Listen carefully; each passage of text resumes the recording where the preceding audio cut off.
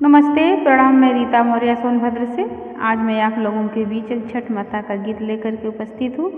अगर आप लोगों को हमारा वीडियो अच्छा लगता है तो हमारे इस वीडियो को लाइक करिए, चैनल को सब्सक्राइब करिए, शेयर करिए, कमेंट करिए, अपना प्यार आशीर्वाद दीजिए। कमेंट में ज़रूर लिखेंगे मेरा वीडियो आप लोगों को कैसा लगा और आप लोग कहाँ से मेरा वीडियो सुन रहे हैं, देख रहे हैं, ये भी कमेंट बॉक्स में ज़रूर लिखें। के हो लावा बस के दाउरवा, के हो लाव गाय के दूध, के हो लाव गाय के दूध, के हो लावा बस के दाउरवा, के हो लाव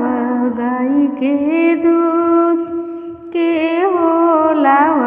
गाय के दूध,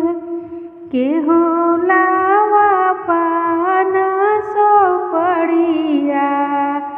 भाई लया रघिया के बेर, भाई लया रघ के बेर, डोमलावा बस के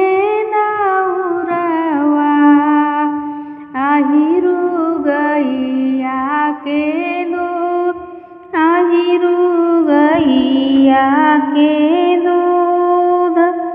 पनहरिया ले है पन सो पड़िया, भैले रघिया के बेर, भैले रघिया के बेर,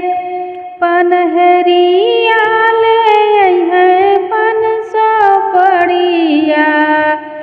भैले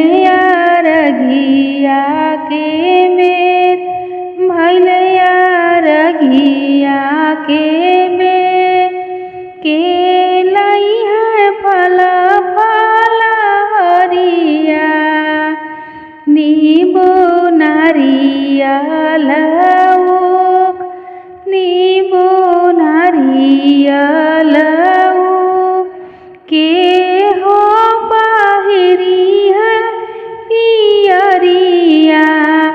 भैले रघिया के बेर, भैले रघिया के बेर,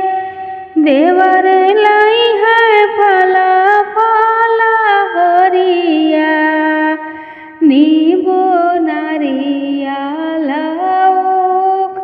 नींबू नारियल ऊख, देवर लाई है फल फल हरिया,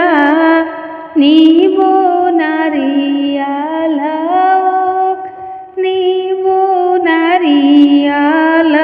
ऊख, पिया पहिरी है पियरिया, भैले रघिया के बेर, भैले रघिया के बेर, पियावा पहिरी है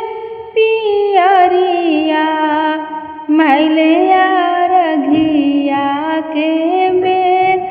भैले रघिया के बेर, सूरज देवा दी है आशीषिया, ले बैया चरा पसार, ले बैया चरा पसार, छठी मैया दी है आशीषिया, ले बैया चरा पसार, ले बैया चरा पसार, जवान आशीष दिहे गोसाइया, ले हृदय लगाय, ले हृदय लगाय, जवान